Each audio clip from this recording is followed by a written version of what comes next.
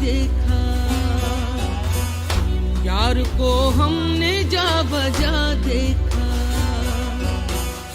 कहीं जाहिर कहीं छुपा देखा, यार को हमने जा बजा देखा। मारूफ सूफी शायर अदीब वासफ अली वासफ का ताल्लुक भी सिलसिला न्याज़िया से है। वासफ अली वासफ की बहुत सी किताबें पढ़ी हैं, बहुत से कीरतमंदों से भी मिले हैं, लेकिन शायद कम लोग ही जानते हैं कि वासफ अली वासफ का सूफी सिलसिला क्या था और वो किस से बैत थे। वासफ साहब अपनी क़ल्बी कैफियत का जिक्र कभी इशार और कभी वाज में करते रहे, मगर उनके चाहने वाले ना जान सके कि वासफ साहब इंडिया बरेली में हज़रत शाह न्याज बे न्याज चिश्ती कादरी के आस्ताना आलिया से बैत थे। वासफ साहब की मेरे वालिद चौधरी सरदार अहमद ज़िया घुमन के साथ आखिरी मुलाकात ज़िंदगी की आखिरी घड़ियों में भी हुई। मेरे वालिद अपनी तसनीफ सफीना मदीना में लिखते हैं कि 1969 में ज़ायरीन का एक वफ़द हज़रत अमीर खुसरो रहमतुल्लाह के उर्स पर दिल्ली पहुंचा, जिसमें मलक वासफ भी मेरे हमरा थे। वहाँ से बरेली में खानका न्याज़िया पे हम पहुँचे और आपके खानका न्याज़िया के सजादा नशीं हज़रत मोहम्मद हसन रहमतुल्लाह के हाथ पर बैत हुए, जिनको सरकार हसनी भी कहा जाता था। लाहौर वापसी पर मलक वासफ रूहानी महफिल में मसरूफ़ हो गए। अकीदतमंदों का हजूम बढ़ता चला गया, मगर अकीदतमंदों को मलक साहब की निस्बत तरीक़त और रूहानी फैज़ के मरकज़ का कुछ पता ना चल सका। वासफ अली वासफ जब अपने लोगों में बैठते तो एतराफ़ करते कि उनके पास जो कुछ है सब उनके शेख की बदौलत है। मेरे वालिद मज़ीद लिखते हैं कि मैंने सरगोशी में वासफ से कहा, कैसे हो? तो आखिरी दिनों में वो मौत से लड़ रहे थे और कमरा जो था वो सिगरेटों के धुएं से भरा हुआ था, तारीकी छाई हुई थी। और मुझे भी वासफ ने पूछा, ज़िया कैसे आना हुआ इतने अरसे बाद? तो मेरे वालिद ज़िया ने जवाब दिया सरगोशी में, वासफ मैं आया नहीं, भेजा गया हूँ। मलक वासफ ने अजुर्दा हाली अब्दीदा परेशानी में तस्दीक की और अपनी मग़फ़रत व मुआफ़ी के लिए बहुत से कलमात भी कहे। पीर भाई थे, उनसे दिली मोहब्बत थी, उनके और मेरे बीच राज़ो न्याज़ था। वासफ की रूहानी बेचैनी और क़ल्बी कैफियत का अंदाज़ा उनकी तहरीरों से भी लगाया जा सकता है। एक मुकाम पर लिखते हैं, आधा रास्ता तय कर आया, अब क्या सोच रहा है आखिर, अनजानी मंजिल की जानिब चलता जाए या वापस हो जाए राही। सोच के भी अंदाज अजब हैं, सोच के ही आगाज किया था, 100 रस्तों में से एक चुना था और अब सोच ही रोक रही है। आगे भी कुछ तारीकी है, लौट के जाना भी मुश्किल है। सोच का सूरज डूब रहा है, ऐसे राही की मंजिल है आधा रास्ता। इंसान अपने शेख से तालीम और तरबियत की निमत पाता है तो उसका इजहार भी बरमला करे।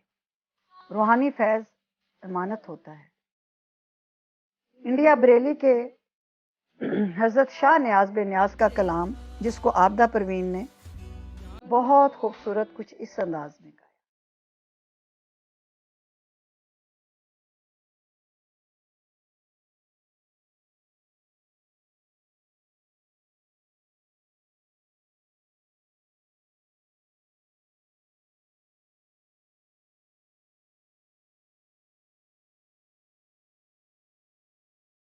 आपका आस्ताना न्याज़िया बरेली में है, जहां आज भी मुसलमान, हिंदू, सिख, ईसाई हाजिरी देते हैं और सुकून क़ल्ब व नूर इस्लाम की दौलत से फैज़याब होते हैं। सूफिया कराम दिलों पर हुकूमत करते हैं। फतह और नुसरत की इस राह पर इन फ़कीरों का मुकाबला बड़े से बड़ा अमीर या बादशाह भी नहीं कर सका। یہ ان کے مزارات کو حکومت کرتے دیکھ کر انگریز حیران رہ گئے۔ یہ فقیر برصغیر کے اصل شہنشاہ تھے، حالانکہ نہ ان کے سروں پر تاج تھا، نہ پاؤں کے نیچے تخت، نہ فوج تھی، نہ دنیاوی طاقت، مگر بے تاج بادشاہ تھے۔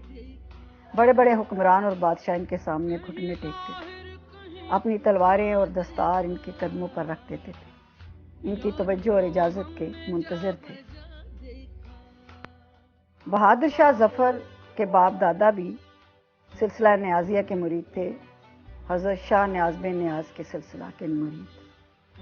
بہادر شاہ ظفر اپنے باپ اور دادا کے ساتھ بچپن میں اکثر حضرت مولانا فخر رحمۃ اللہ کے پاس جایا کرتے تھے۔ ان کے دل میں حضرت فخر رحمۃ اللہ کے لیے بے انتہا محبت اور عقیدت تھی۔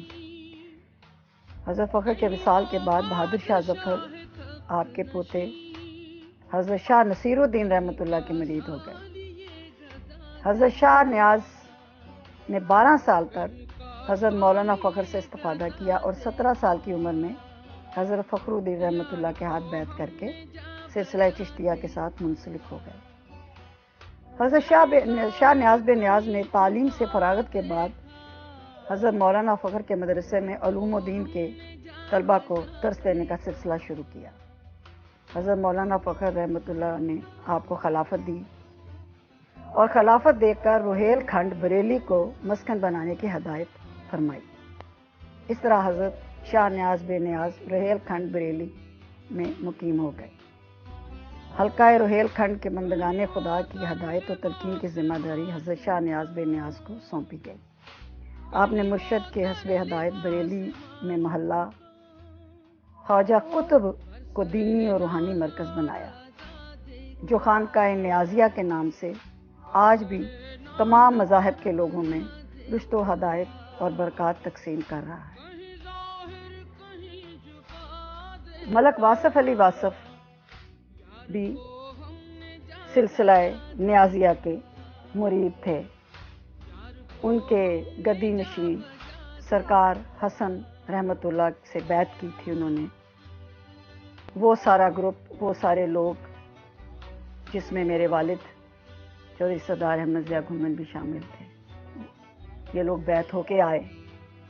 اور میرے والد چودھری سردار احمد ضیاء چونکہ سول سروس میں تھے تو انہوں نے اپنی روحانیت اور اپنے تصوف کو چھپا کے رکھا اور صرف بزرگان دین کے مزارات پر حاضری دیتے، مکہ مدینہ تشریف لے جاتے اور انڈیا بریلی اپنے شیخ کے آستانہ نیازیہ پہ حاضری دیا کرتے تھے۔